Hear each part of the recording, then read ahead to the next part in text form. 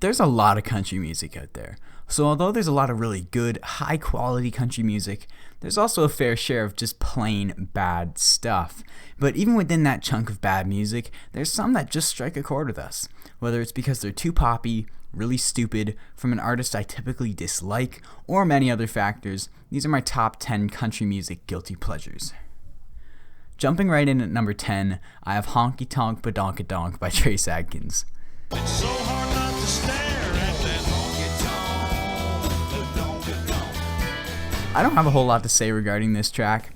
I'm just gonna assume we all know this song. I mean, the first 30 seconds is Trace just sitting there like, alright boys, it's our best song. This song is so dumb, yet I love it. Lines like the title, that honky tonk badonkadonk, got it going on like Donkey Kong. I mean, these are lyrics you'd expect from some young rapper who blew up from a TikTok hit. To Trace's credit though, the song has a fat groove, which is probably the only reason I find this song so appealing, because it's so childishly written, it needed the delivery and production it received to prevent it from being just a complete and utter disaster. Number 9, I have Don't Let Her by Walker Hayes. Don't you dare come home if you're hammered. Walker Hayes is one of those artists that confuses me. You might be asking, Oversure, you just defended a hot take saying that You Broke Up With Me was a good song. Why isn't that one here? If that's you, you answered your own question. I think it's a good song. Not a country song, but a good pop song. Don't Let Her, on the other hand, it's another vanilla pop R&B song with moments in the delivery that make me want to burn my ears off. Yet I find myself listening to this song much more than I care to admit. Specifically, the bridge is one of the most disgustingly sad attempts at being soft-spoken. Moving forward, I hope Walker is able to settle in and mature more as an artist, because, like I say, I want to enjoy artist music, but Walker's whole career just confuses me. So though I do enjoy Don't Let Her, it's not because I would call it a good song. Coming into the number 8 spot, I have She Only Complains When She Breathes.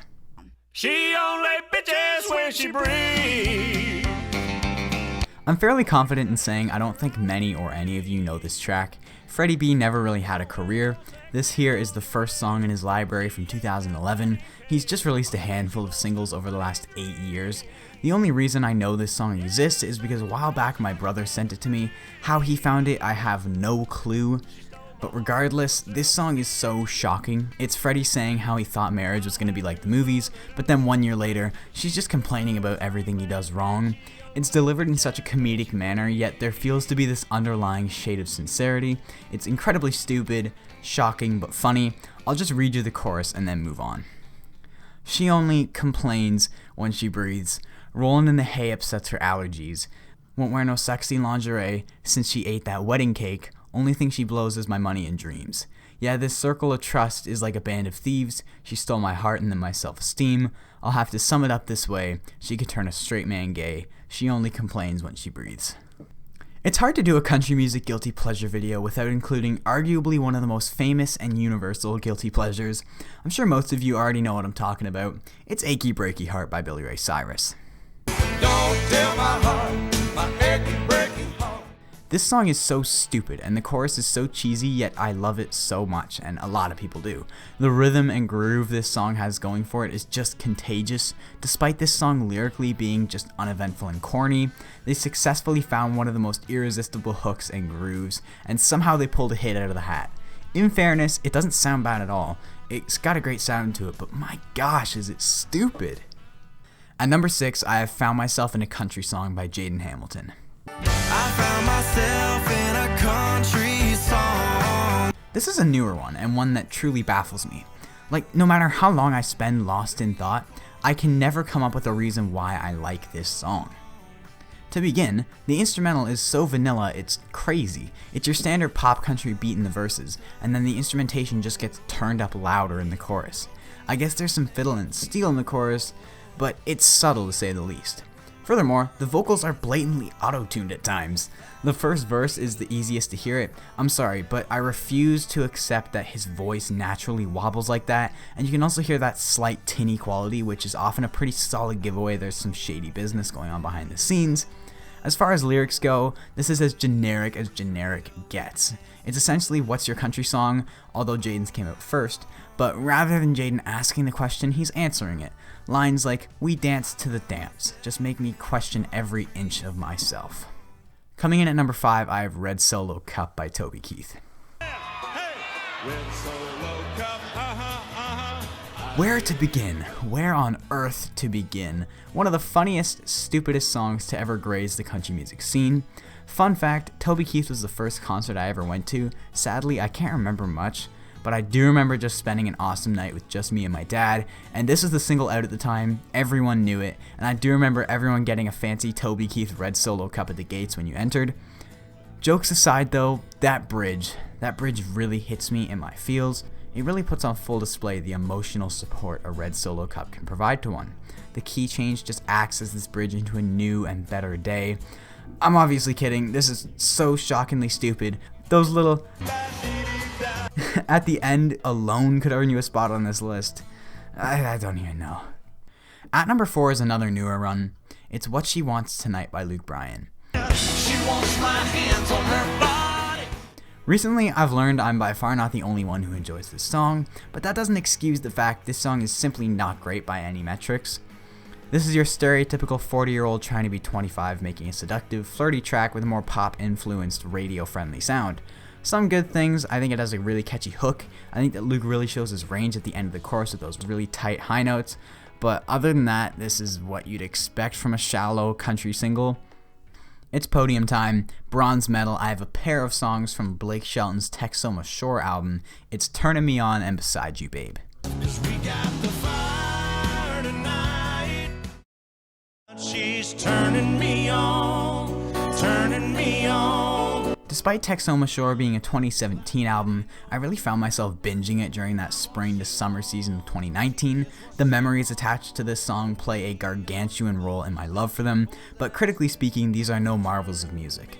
Beside You Babe, granted it has a good hook, has some really weird production. We get these awkward bass-boosted bass jabs going throughout the verses, just completely sucking the instrumental dry, and even lyrically, it's super generic. We got a campfire and it makes me want to dance with my girl. That's the gist.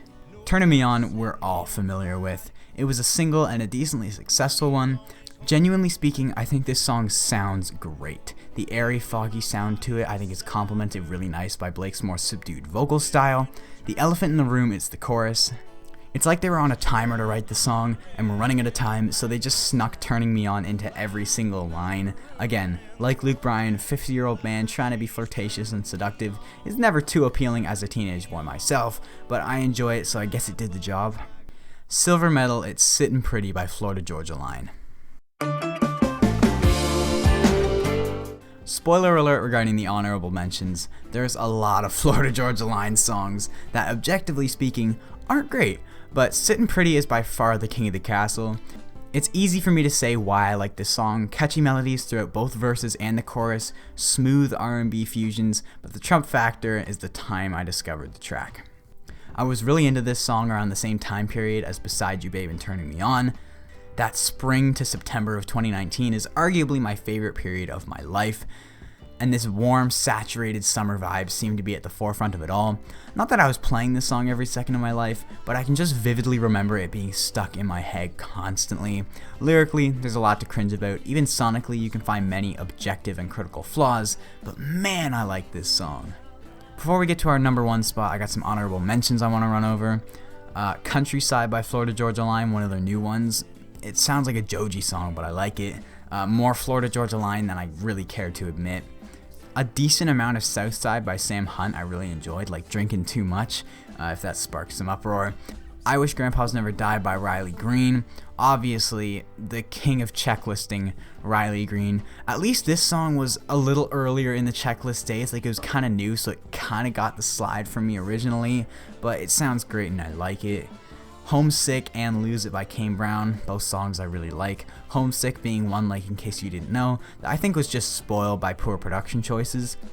Tiny Town by Lane Hardy and Drunk Me by Mitchell Tenpenny. Also, I put a questionnaire up on my Instagram asking you guys what your favorite guilty pleasures are. I do not have time to go over all of them, but some notable ones. Hunting, Fishing, Loving Every Day, I Want to Talk About Me, Boys Around Here, Russell Dickerson's whole new album, One Too Many by Keith Urban, Annie Walker Hayes, One of Them Girls by Lee Bryce, just a lot of Florida Georgia Line, Sam Hunt, and Luke Bryan. I'd say those are the three that really had the most answers. And yeah, we're going to jump into the number one spot.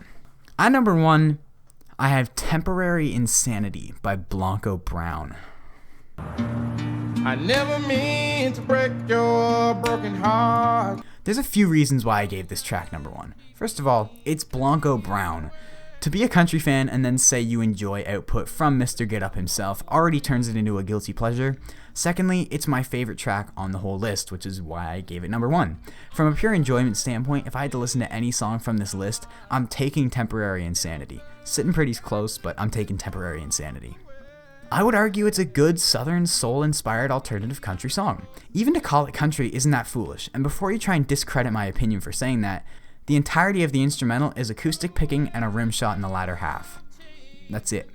I'm not saying all of Blanco's output is country in any respect, but this song is by far the closest. There's some really soulful harmonies in the chorus, and the rest is just Blanco singing. Temporary Insanity gives off like southern pentatonics vibes, if that makes sense. And don't ask why, but this track just hits different in the wintertime for me. So would I argue this is a good track?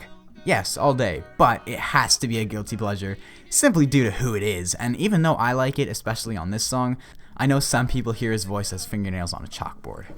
But give it a listen, I think some of you may just enjoy it as much as me. So that was my top 10 guilty pleasures. Be sure to let me know your thoughts on this list as well as some of yours. I find guilty pleasures a really funny topic to discuss, so I'd love to chat with you guys in the comments.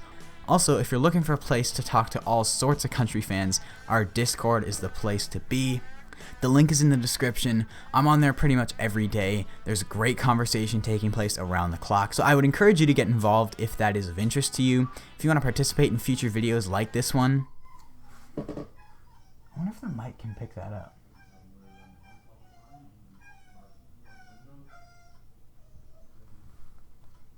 I wonder if it can.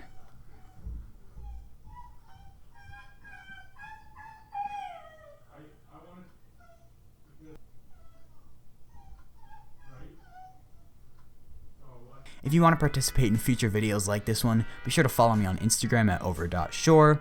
Other than that, I think I've said everything I needed to say, so yeah, until next time, have a great day.